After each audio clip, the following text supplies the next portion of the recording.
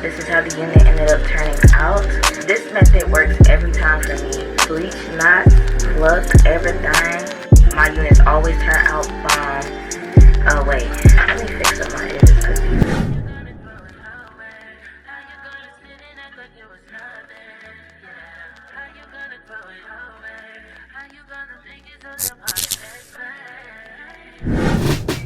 What's good, y'all? In today's video I'll be showing how I bleach and pluck my wig. This method works every time for me, like you heard in the intro. Hopefully it works for you. As long as you watch and listen, especially if you're a visual learner, it should be easy for you. So let's go ahead and hop into what you need. I go ahead and pull out my BW2 powder developer and my 40 volume developer. I don't know the difference between like the numbers, but I don't ever switch up my products. I just use these two every time.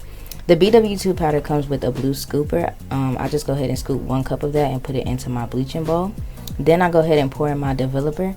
I don't usually measure out a specific amount that I put in the bowl. I just kind of eye it until I get the texture I want. And speaking of texture, some people say the texture of toothpaste, but when I hear that reference, I didn't really get it. So for my mixture, I say if it's too runny, I keep adding powder little by little until your mixture doesn't fall off the spoon. I don't really compare it to any other texture like toothpaste or anything like that. I just say keep adding powder until it's thick enough to the point where it does not fall off the spoon.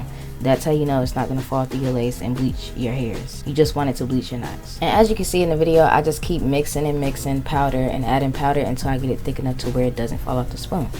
So now we're going to go ahead to actually applying the bleach. So when I go ahead and start applying, I make sure I evenly apply my mixture to the inside of my lace. I'm pressing down when I'm applying it, but I'm not pressing too much because I don't want the bleach to lift the color of the hair, just the knots like I already said. So then I go ahead and apply it all over my lace. I do it all over my lace. I don't just do the front, because if I do a middle part, I don't want the knots in the middle of my middle part to be black. I want them to be brown, just like, you know, how it would be in your scalp. Well, we don't have knots on our scalp, but you get what I'm saying. You get what I'm saying. Anyway, crackhead energy over. Once I go ahead and apply it all over the inside of my lace, I go ahead and set a 25-minute timer.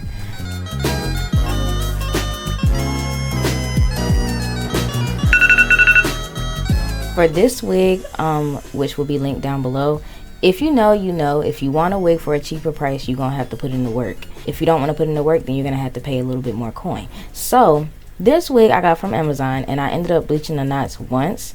I didn't like the results that I ended up with. I wanted them to be a little bit lighter than that, so I ended up making my little mixture again, and I bleached the knots all over again. So once I got the results that I liked, I went ahead and washed my wig out with regular shampoo, regular conditioner, and then I go in with my purple shampoo. The purple shampoo tones down any orange brassiness color that the bleach might leave on your knots. Sometimes, especially when you bleach your wigs twice, it leaves that brassy color. But once you do this purple conditioner trick that I learned like a year ago, it just literally gets rid of all that. Then just to make sure that that brassy color is gone, because we don't like that, I let it sit for 10 minutes, and then this is what my knots look like after.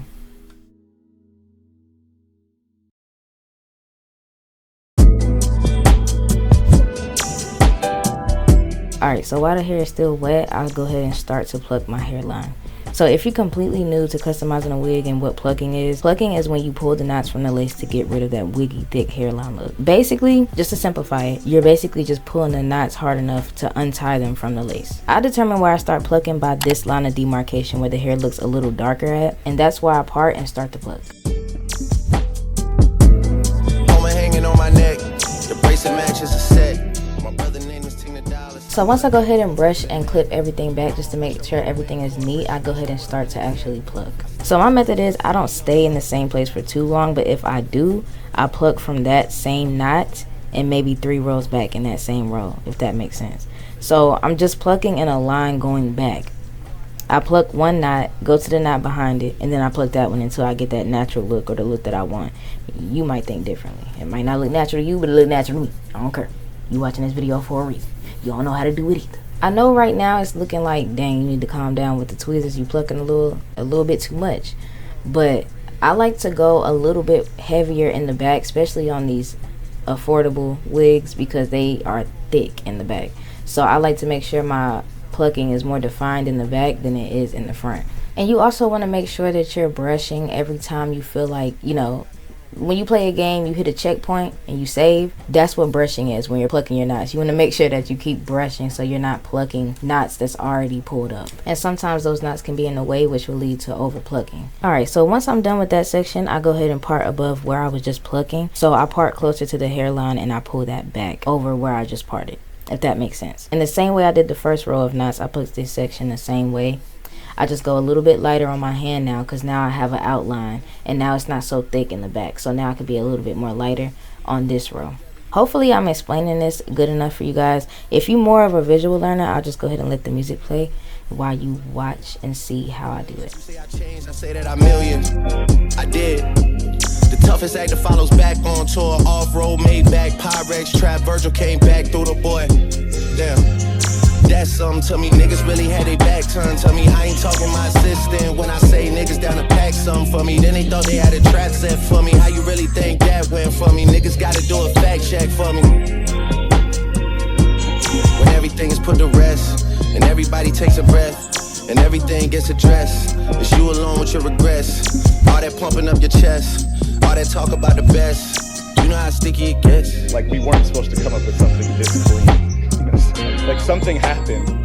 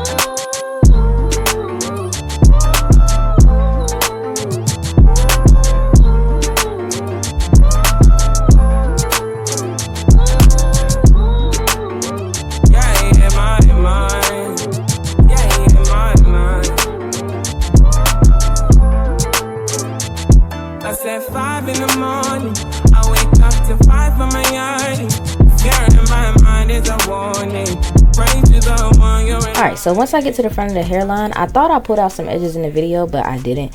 I think I cut that part out. But usually once I get to the front of the hairline, I pull some edges out before I do it. If you're following along, stop and listen here, okay? Stop and listen right here.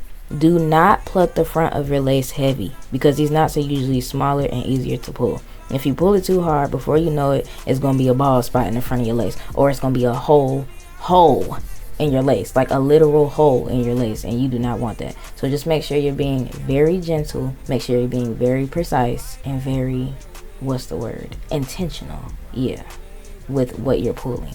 So yeah, y'all, this is what I do every time I purchase a new wig, unless it's pre-plucked and top tier quality, aka Wiggins wigs.